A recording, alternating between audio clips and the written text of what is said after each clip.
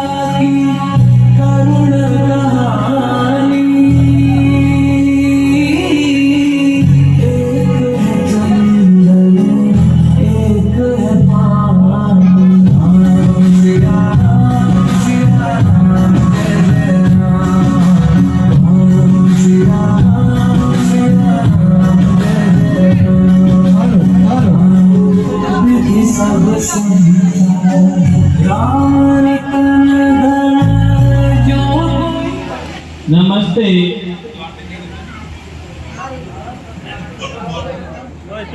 बेटा जल्दी जाओ, क्योंकि तुम्हें देखकर महाराज का दुख और बढ़ता जाता है। ओ बेरहम,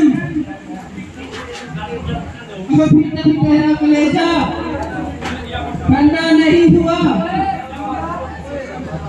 ऐसे शब्द प्रताप में लाना आपकी शान के खिलाफ है। अब अधिक देर न कीजिए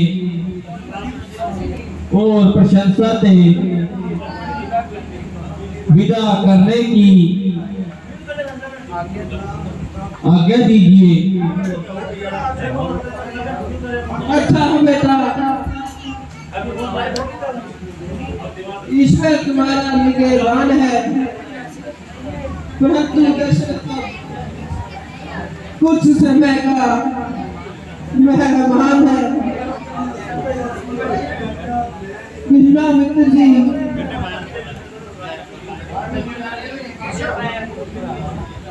तुम भी इनके संग जाओ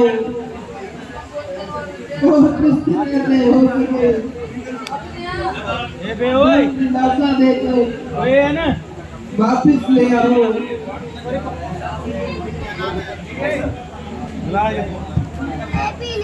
मेरे पूजनीय पिता और माताओं, रामचंद्रम,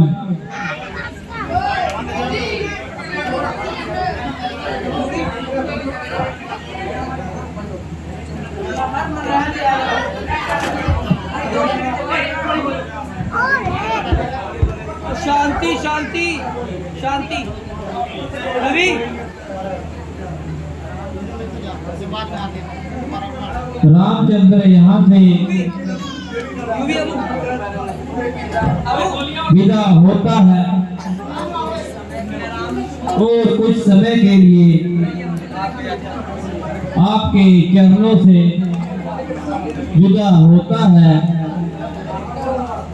जब आपका आशीर्वाद मेरे साथ है तो यह 14 वर्ष का वनवास मेरे लिए मामूली बात है। परमात्मा बल दे कि हम तीनों अपना धर्म पालन करते हुए अपनी जन्मभूमि में आए और अपना सिर आपके पवित्र चरणों में झुकाएं। माता जी, अब धैर्य से काम लेना।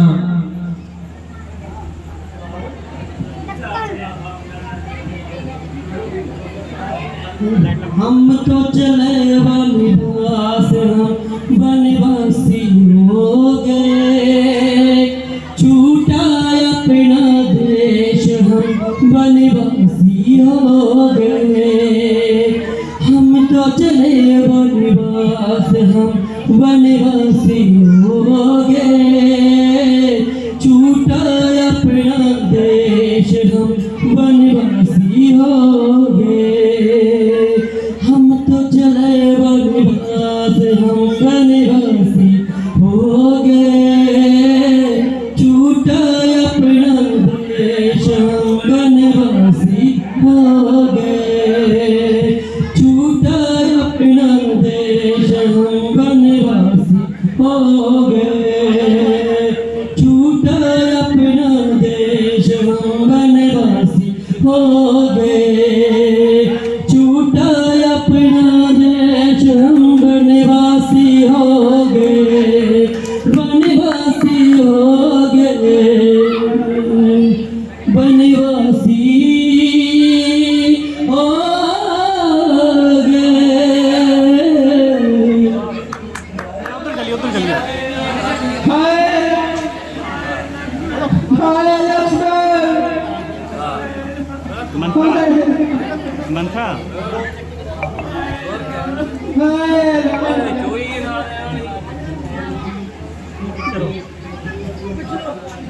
महाराज जरा तबीयत को संभालिए।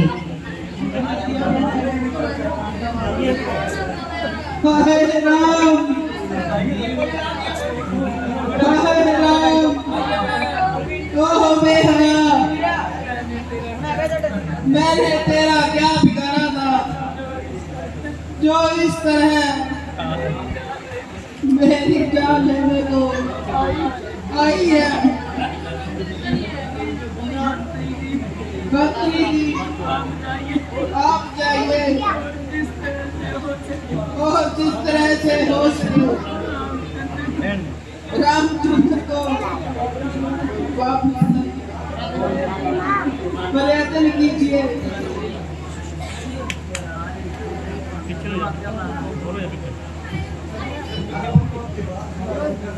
जो आज्ञा महाराज।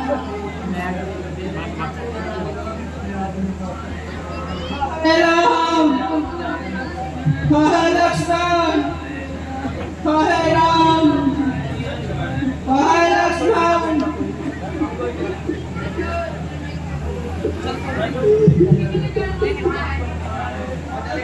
हाय राम, मेरे प्यारे राम, तुम क्यों चले गए? हाय लक्ष्मण,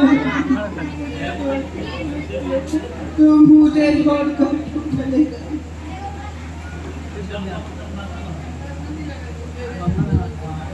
महाराज जरा अपनी तबीयत को संभालिए और इस तरह के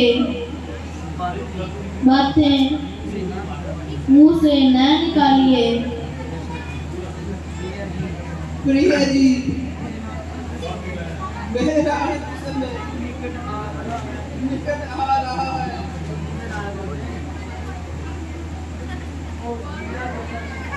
और पीड़ा और चिंता से मेरा दम घुटा जा रहा है। निसंदेह अब काल मेरे सिर पर सवार हो रहा है और मुझे एक शब्द बोलना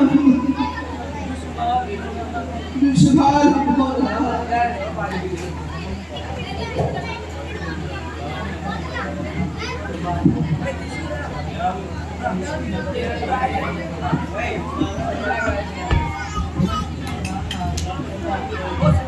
प्राणनाथ आप कैसे शब्द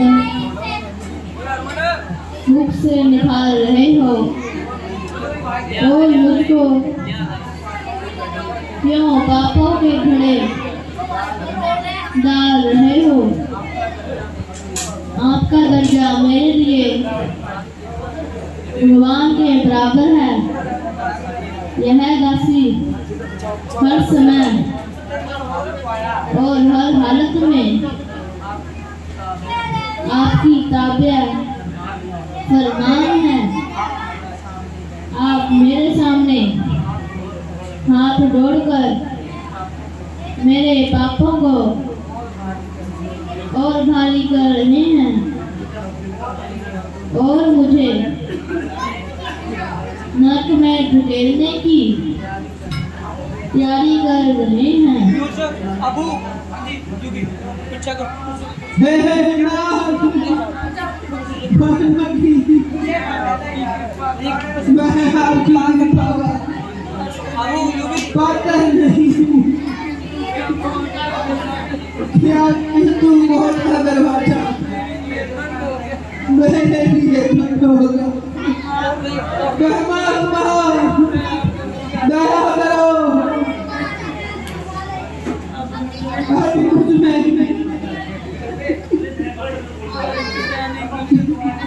कष्ट सहने की शक्ति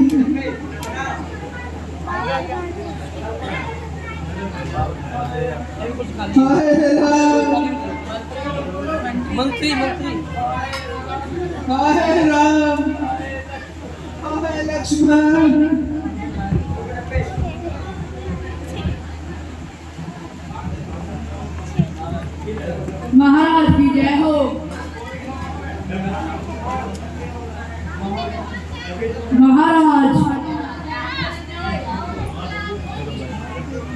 मंत्री जी कहो मेरे हंसों की जोड़ी साथ लाए हो। हाय हाय जो आता है जानकारी कुछ मुंह से तो बोलो।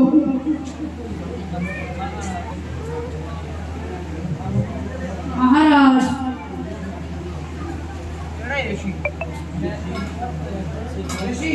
मैंने हर तरह से जोर लगाया, बहुत कुछ समझाया, मगर उनके धैर्य ने जरा भी फर्क ना आया। मैं अपनी सारी कोशिशें लड़ाता रहा, मगर उनका एक ही वाक्य सुनकर निरुत्तर हो जाता था। क्या सुनाऊं, ना कुछ सुनाने को दिल जाता है, ना चुप ही रहा जाता है। आखिर कुछ कहोगे क्या फजूल बातें बनाते रहोगे।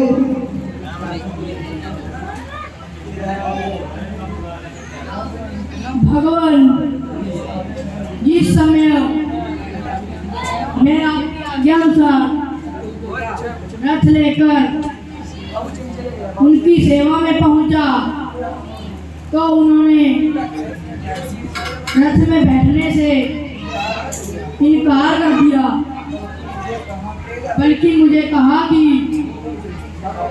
तुम तो बिल्कुल सदाई हो, मुझे धर्म से गिराकर पाप के मार्ग चलाना चाहते हो। यह तुम्हारा विचार हम खा है। बगैर 14 वर्ष खत्म किए अयोध्या में कदम रखना तो घर की नार शक्ल देखने में हैरान है। यह तो मुझे पहले ही ज्ञात था और उनका वापिस आना सबकी मुहावता। हाय सुनो मेरी किस्मत अब तो रही से उम्मीद भी टूट गई। अच्छा और कुछ कहा हो तो वो भी सुना दो। आपको और माताओं को हाथ जोड़कर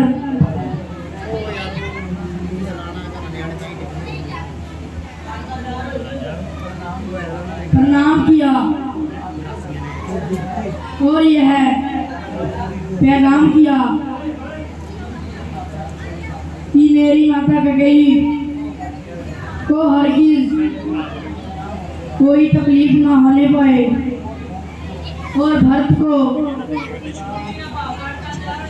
तत्काल ननिहाल से बुलाकर राज का तिलक दिया जाए। बेटा लक्ष्मण बेशक मैं तुम्हारा गुनहगार हूँ और तुम्हारी ओर से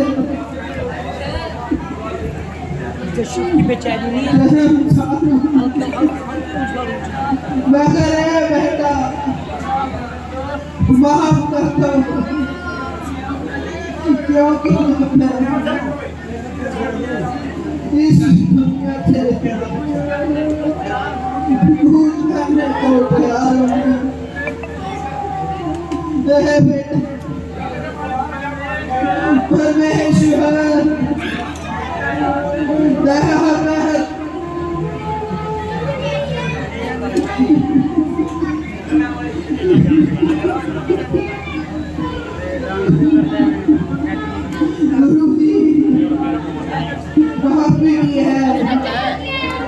गजल ने मुझे कुछ फायदा नहीं पहुंचा सकती। गई हुई बात कभी वापस नहीं आ सकती।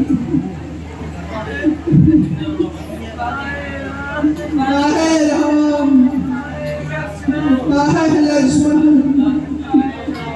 ना है सीता, मुझे छोड़ना क्यों चले बिहारी सुंदरा बिहारी कल्याण।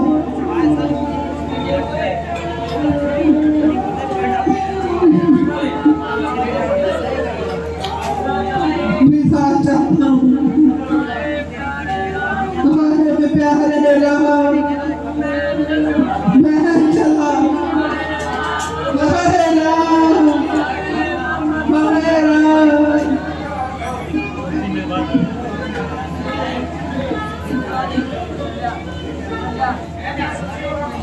अरे कोई जल्दी आओ, महाराज को तो कई बार बदल गए।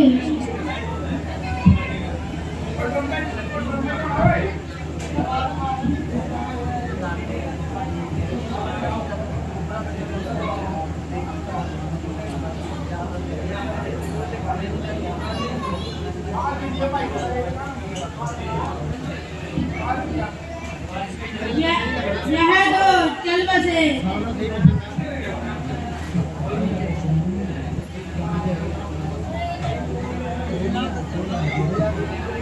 क्या बिल्कुल ही गाड़ी टूट गई? हाँ महारानी जी, अब तो आजा टूट गई।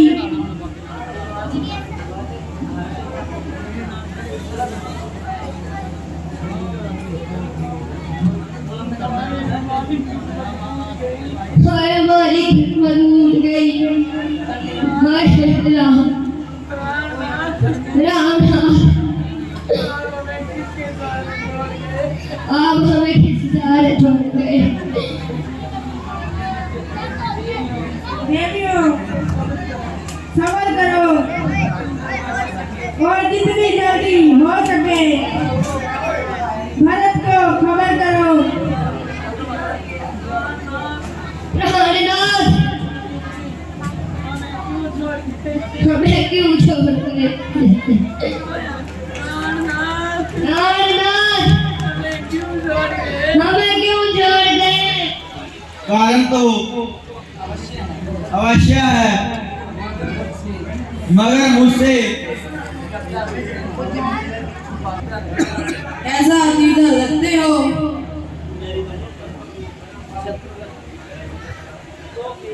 तो फिर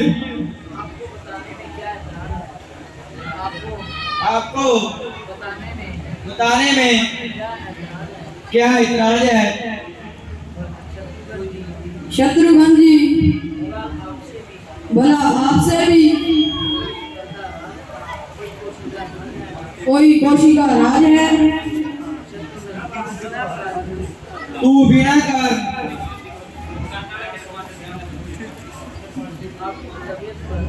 आपकी तबीयत पर कैसा खेल है? मैं खुद हैरान हूँ कि यह क्या खेल है। आखिर इसका कोई इलाज भी है?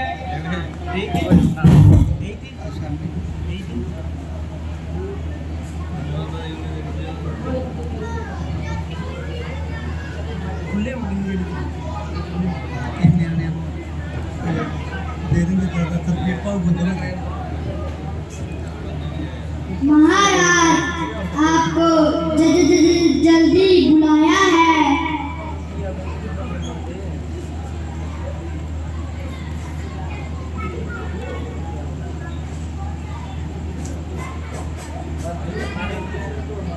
अरे कुशल तो है जो ऐसी जल्दी का संदेशा लाया है। हाँ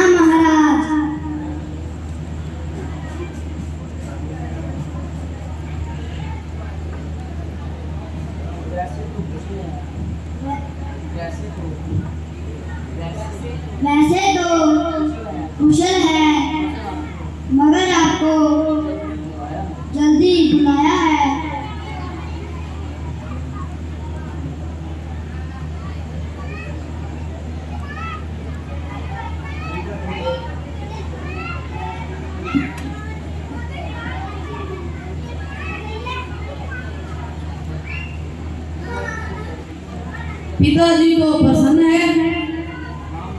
हाँ महाराज, आपको जल्दी बुलाया है।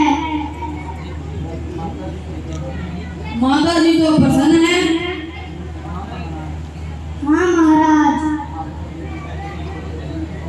आपको जल्दी बुलाया है।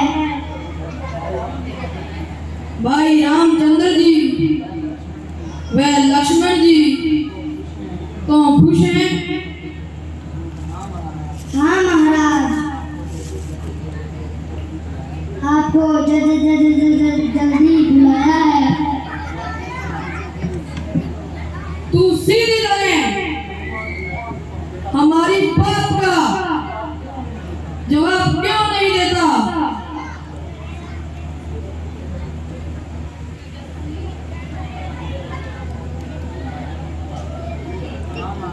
हाँ महाराज, पूछिए, क्या पूछते हो? अरे मैं पूछता हूँ, पिताजी, माताजी या भ्राताजी तो राजी खुशी है? हाँ महाराज, वैसे तो सब कुशल है, मगर आपको जल्दी बुलाया है। नाना जी, यद्यपि आपका विरोध हमें अजीब हंस रहा है, परंतु क्या करें, इस समय ठहरना बिल्कुल दूसरा है, इसलिए हमारा प्रणाम लीजिए और प्रसन्नता से आज्ञा दीजिए।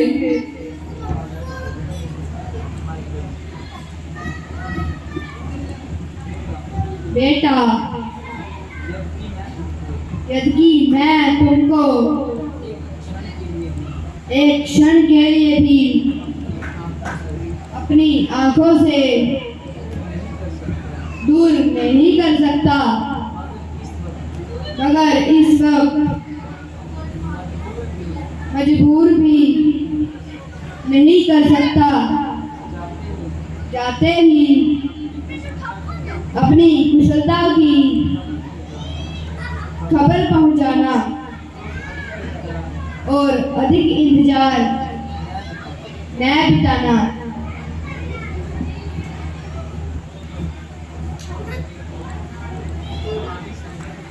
तुम्हारी संगत में भी हर समय मजबूर रहता है और दुख शौक रोशन दूर रहता है। इस समय मैं तुमको दूर करने को भी चाहता है, वो न ठहराया जाता है। अच्छा, जाओ, मगर अधिक समय मत निकालना और कुछ दिन रहकर जल्द ही वापस आ जाना।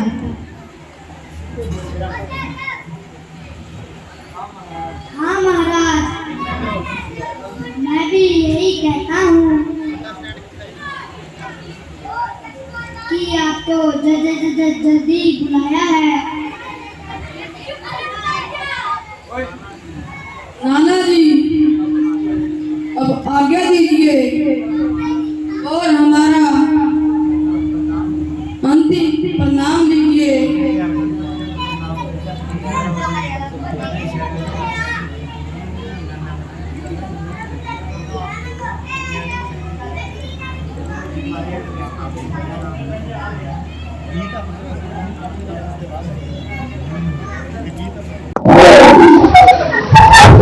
Yeah.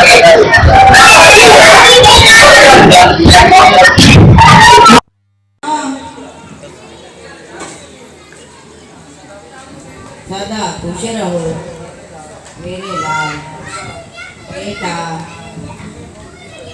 तुमने बहुत दिल लगाए, कहो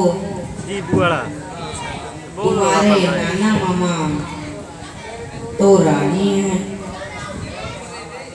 हाँ माता जी, सब तरह से कुशल है,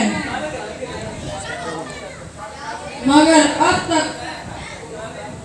मुझको पिताजी के दर्शन नहीं हुए। वह कहाँ है? बेटा धैर्य करो, सब्र की थकान उतारो, धीरे धीरे सब मालूम हो जाएगा। मेरी थकान पिताजी के दर्शन करके दूर हो जाएगी।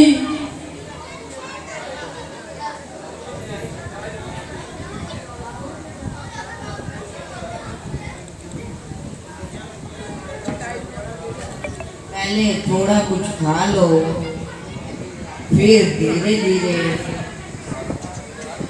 सब हाल बता दूंगी। मैं पूछता हूँ पिताजी कहाँ है? तुम कहती हो धीरे धीरे सब हाल बता दूंगी। ये मामला क्या है? कहती तो हूँ धीरे धीरे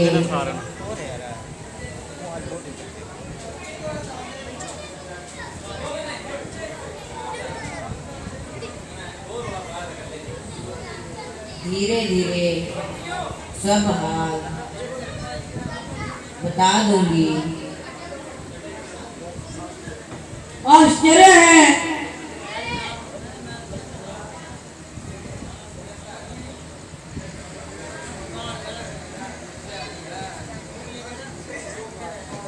जो बात तुम कहती हो वही उजी हुई हो। जो प्रश्न करता हूँ उसका टेढ़ा उत्तर देती हो। यह धीरे धीरे मालूम नहीं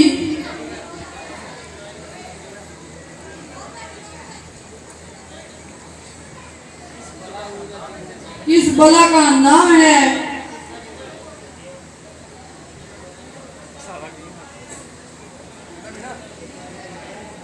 ओहो, तुम तो बड़े जल्दबाज हो गए। ना मालूम ननिहाल में जाकर तुम्हारी तबीयत में इतनी तेजी क्यों आ गई। मैं कह तो रही हूँ धीरे धीरे सब हाल बता दूंगी।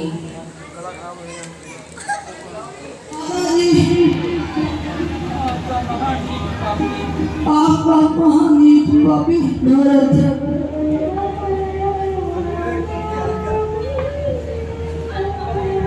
कहो बेटा कब आए?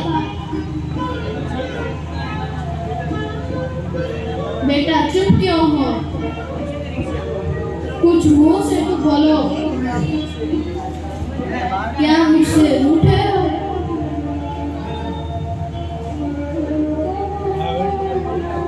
बेटा अब तो तेरा मन चाहा काम हो गया।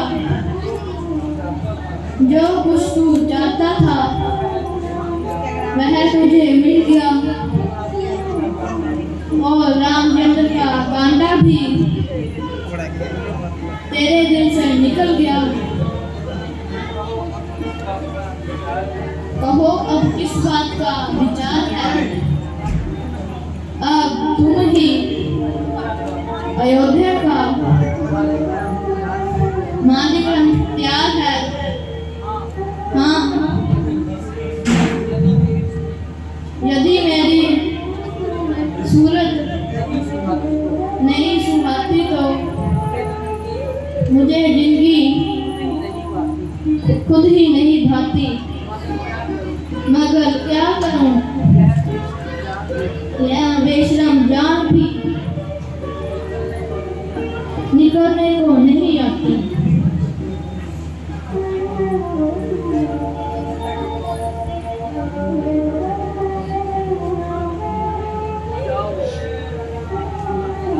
जाओ और मौज उड़ाओ, अपने मन के मंत्र गाओ। माता जी, ऐसे भजन ना कहिए।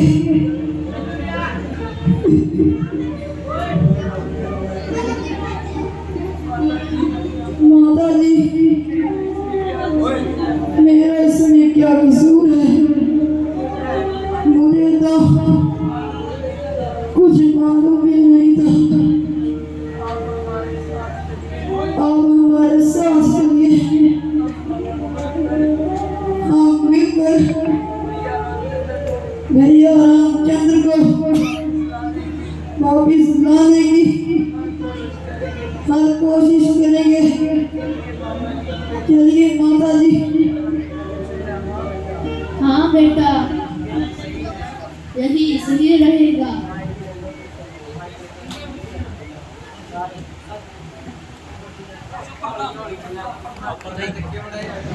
ठंडियां में भरती रहती हो, इस तरह की बातें करती रहती हो, जिससे मेरी आत्मा को क्लेश होता है।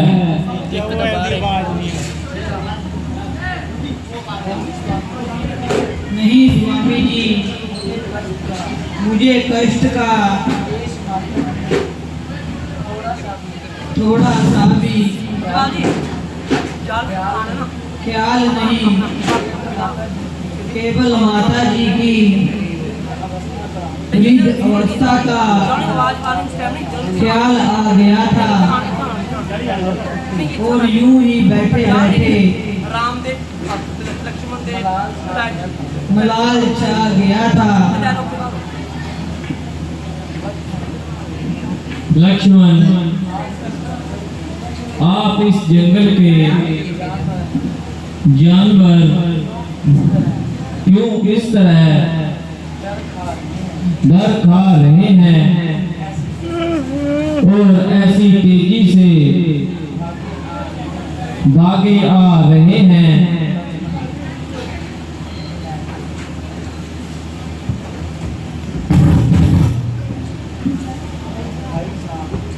भाई साहब,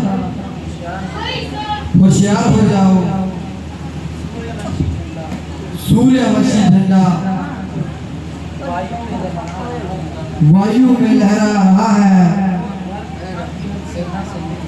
और भरत अनगिनत सेना सहित इधर को आ रहा है।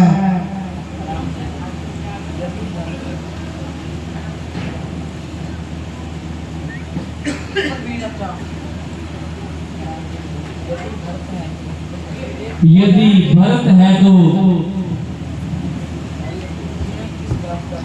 तुम्हें किस बात का डर है?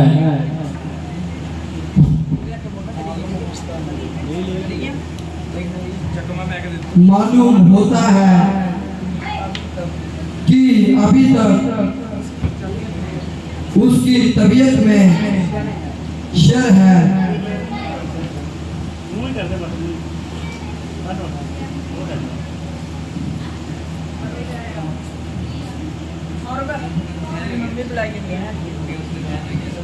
यह केवल तुम्हारा ख्याल है बाद में खाना इन्ना फोन ना दिया करो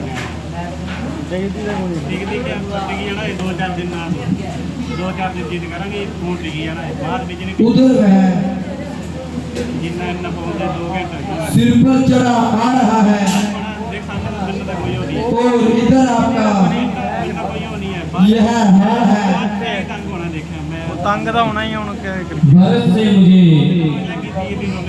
कभी भी ऐसी उम्मीद नहीं। अजी महाराज उसकी जात से कुछ भी बैद नहीं।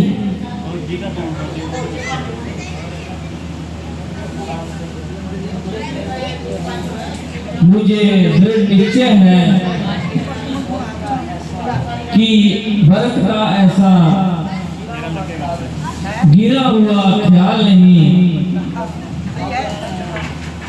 आप कुछ भी कहें मगर मुझे आपकी सम्मति से कतई इत्तेफाक नहीं। मेरे ख्याल में तो वह किसी बुरे इरादे से नहीं आया है।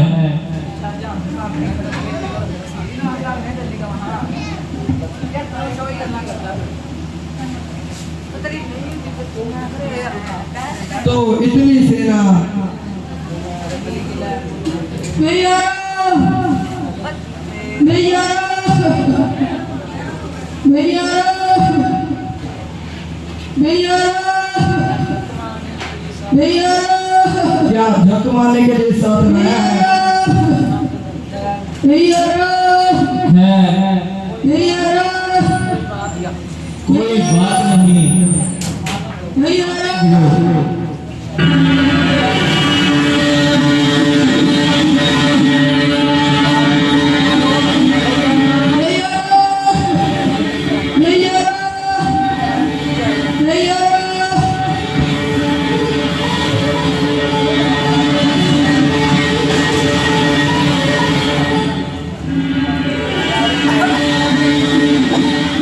प्यारे भरत कहो चित्त तो प्रसन्न है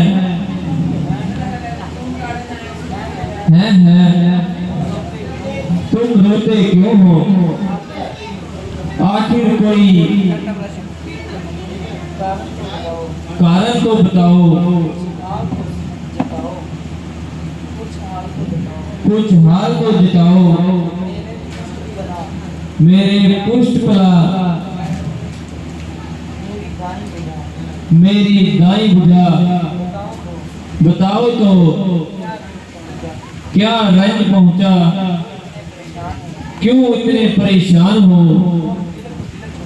और बिलक बिलक कर रो रहे हो?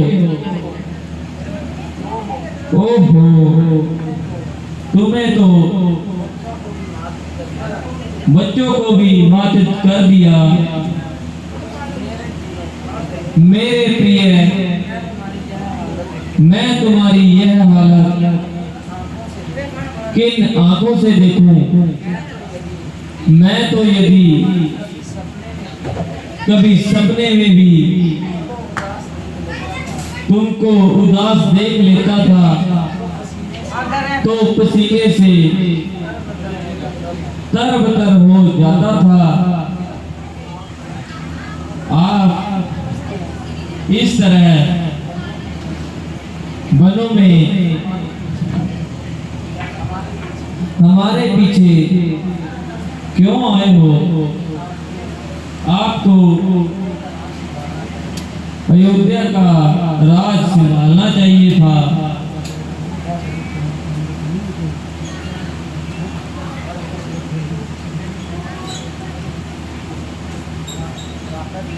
राधा जी,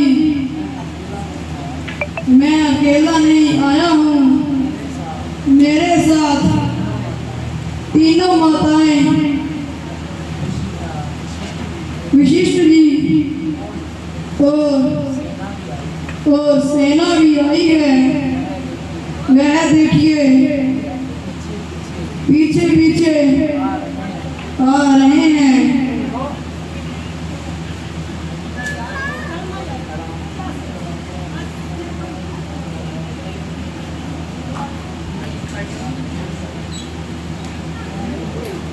ओहो, माताओं को इस अवस्था में ऐसा कष्ट देना उचित नहीं था। आप उनको व्यर्थ ही साथ में ले आए। वो चलो परली साइड माता जी प्रणाम। हेलो इन्हें परली साइड चलिए मुनि जी प्रणाम। जाए जाओ परली साइड खड़ी जाए उन्होंने ही ना मिले वो यार उधर चलिए एक उधर चलिए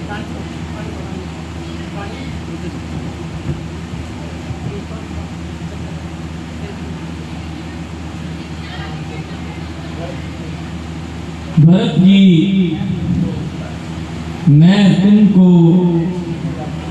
निश्चय दिलाता हूँ कि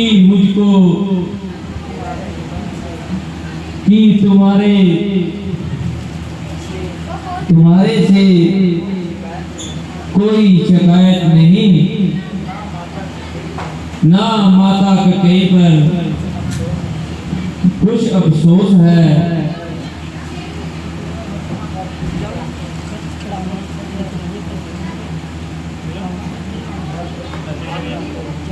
हाँ भ्राता जी, यह मेरे कुल कर्मों का फल है, इसमें आपका क्या दोष है? ओहो, यह तो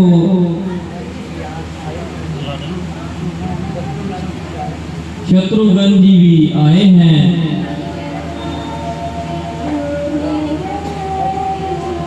भरत जी, खेद है कि तुम्हें समस्त कुल का कलेश देना मंजूर है।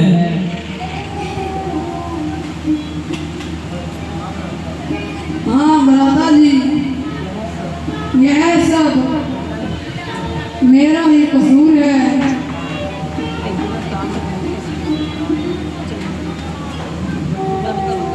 शत्रुघ्न जी, तुम इस कुटिया में अपनी भावज के साथ आराम करो।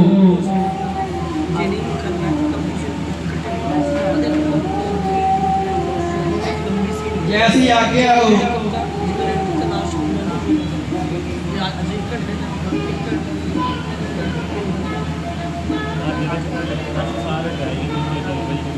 माता जी, इस दूर दराज के सफर में कोई तकलीफ तो नहीं हुई? मेरी माता, आप बोलती क्यों नहीं? कहिए, तबीयत तो ठीक है? हाँ ठीक हूँ। माता जी, आप अपने कुल में, आप आपके दिल में कभी भी किसी प्रकार का ख्याल न करें और व्यर्था अपनी तबीयत पर इस तरह का बलाल न करें। यह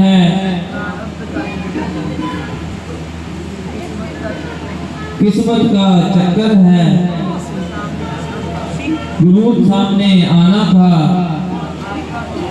और आपका तो यूं ही बहाना था।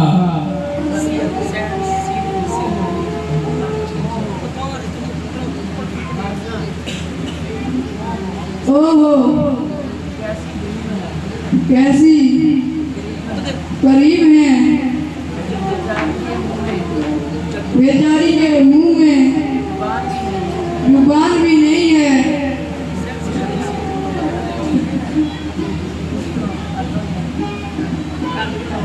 पुत्रों,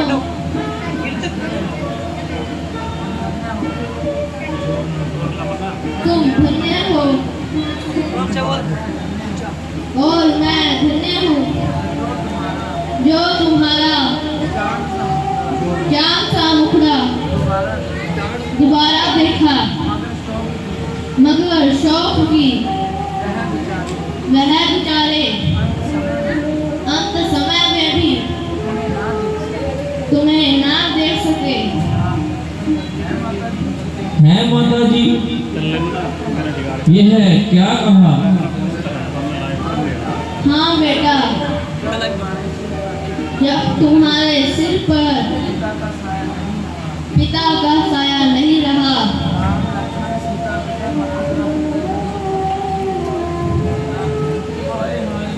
हाय हाय, यह कैसा शोक हुआ। पिताजी का कब परलोक हुआ। इधर तुम वन को पधारे, उधर वह स्वर्ग को सुधारे। क्या भरत जी भी नहीं आ पाए थे? नहीं बेटा, वह भी बाद में बुलाए थे। ओहो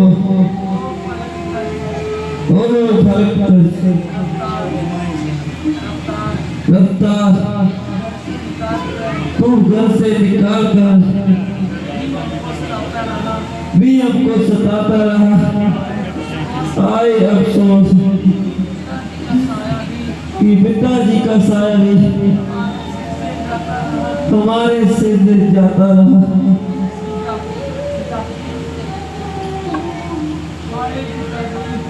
हाय पिताजी, आप सदा के लिए हमसे मुंह मोड़ गए। आखिर हमें किसके सहारे छोड़ गए।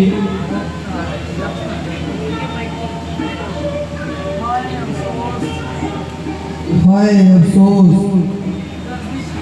गर्दिश हमारे क्यों पीछे पड़ी है, जो हमको बर्बाद करने पर अड़ी है। घर से निकाल कर एक कोने में बिठा दिया।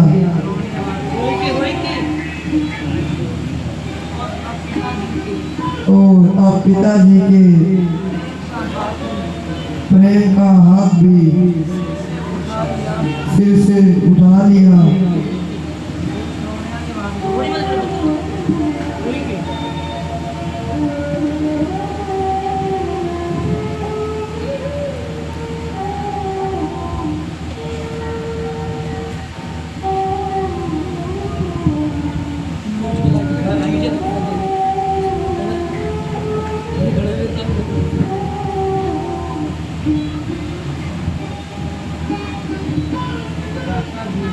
भ्राता जी, जो कुछ प्रार्थना करनी थी वह कर चुका। आप अधिक मुझे क्यों मानते हैं? मैं तो पहले ही मर चुका हूँ। उधर से सुखों का वैसे ही खात्मा हो गया, इधर से आपका ऐसा कठोर खात्मा हो गया।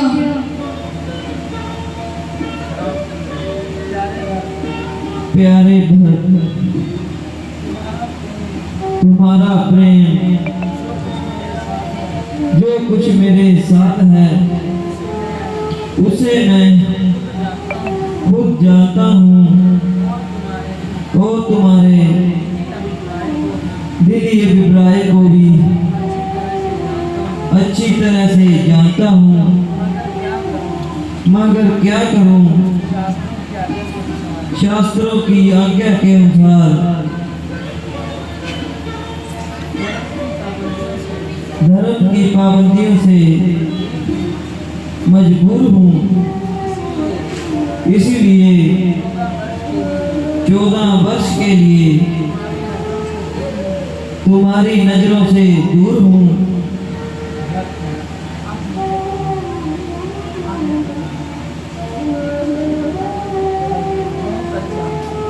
बहुत अच्छा।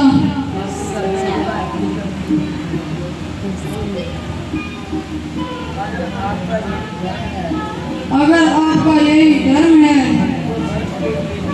तो भरत के लिए भी सबसे बढ़कर यही शुभ कर्म है कि आपके चरणों में निवास करूं और खुद भी 14 वर्ष का वनवास करूं। मुझे तुम्हारी इस राय से इत्तलाफ है, क्योंकि तुम्हारा यह ख्याल पिताजी की आज्ञा के खिलाफ है। वनवास का हुक्म सिर्फ राम के लिए है, न कि तमाम के लिए है। अगर यह कहो कि लक्ष्मण क्यों साथ आया है, तो इनके लिए पिताजी ने कोई खास हुक्म नहीं फरमाया है।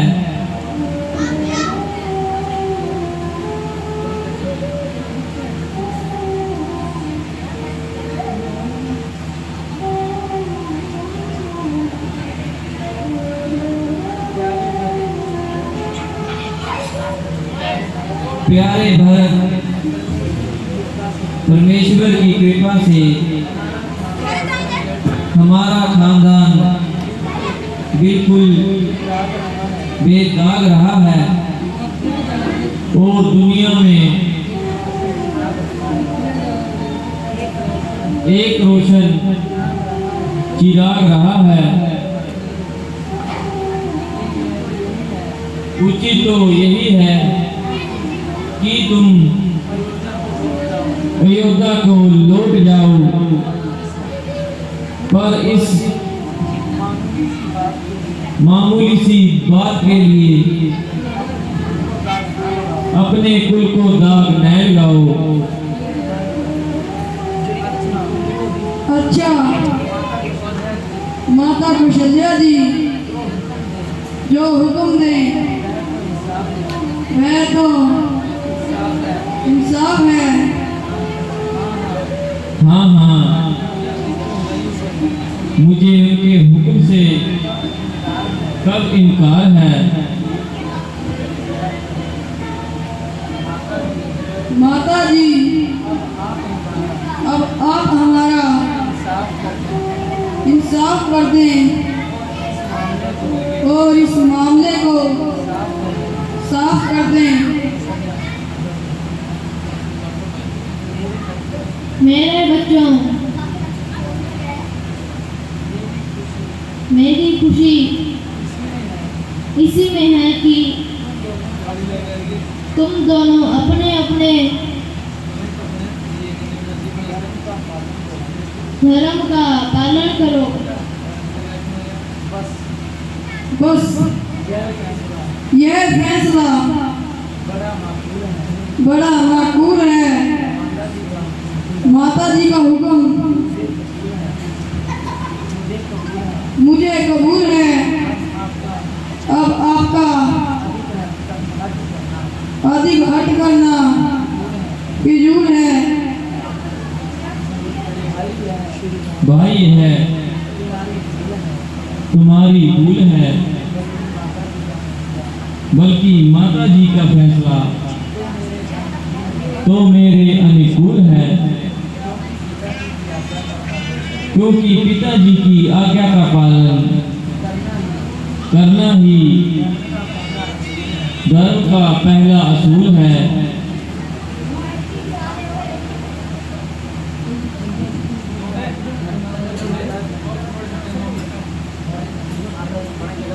माता जी हमारे संस्कार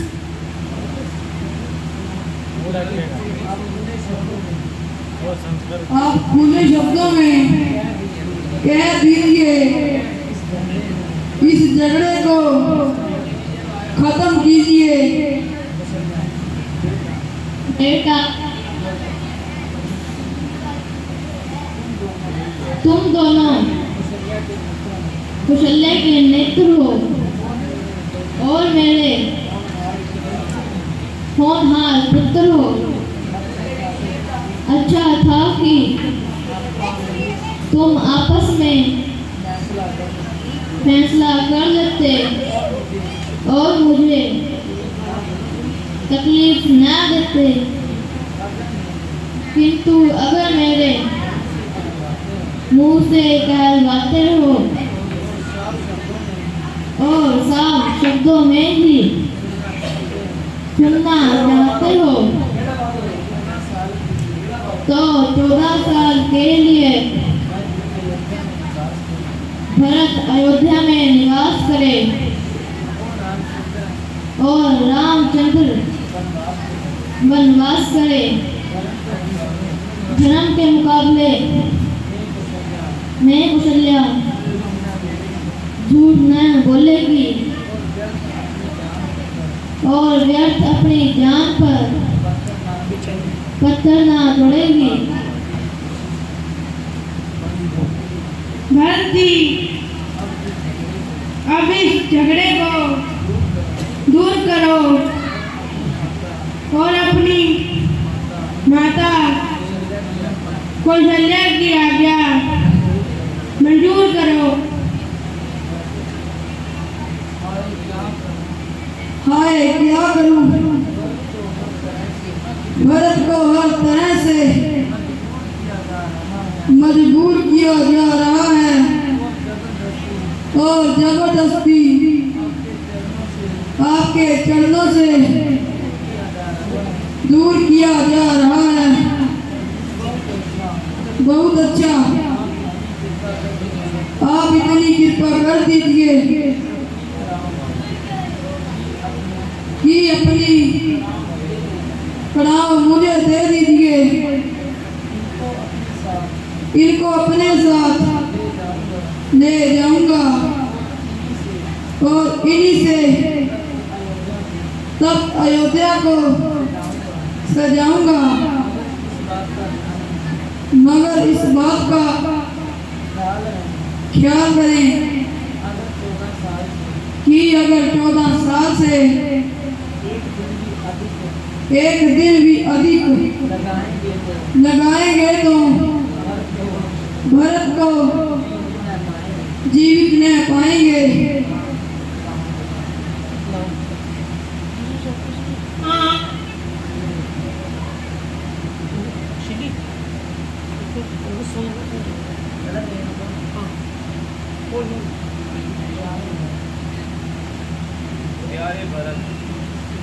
प्यारे भरत, तुम्हारा कहना स्वीकार करता हूँ और इस बात का इकरार करता हूँ कि 14 साल बीतते ही तुम्हारे पास आऊंगा और एक दिन भी अधिक ना लगाऊंगा।